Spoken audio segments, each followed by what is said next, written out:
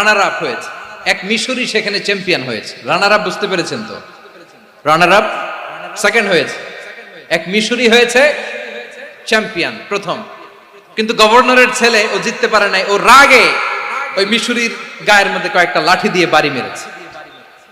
মিশরি যে মদিনাতে ওমরে ফারুকের কাছে বিচার দিলেন, আপনার গভর্নরের ছেলে অন্যায়ভাবে আমার গায়ে হাত তুলেছে। সাইয়েদনা ওমরে ফারুক আবার ফরমান জারি করলেন, আসো মদিনাতে আসো। মিশরীকে ডাকলেন। ওই মিশরের গভর্নর আমর ইবনুল আস রাদিয়াল্লাহু তাআলা আনহুকে ডাকলেন, তার ছেলেকেও ডাকলেন। সবাই বসে রইল।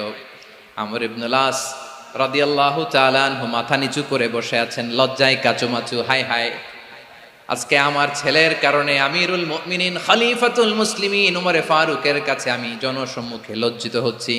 সাইয়েদনা ওমরে ফারুক বললেন, এই নাও লাঠি। গভর্নরের ছেলে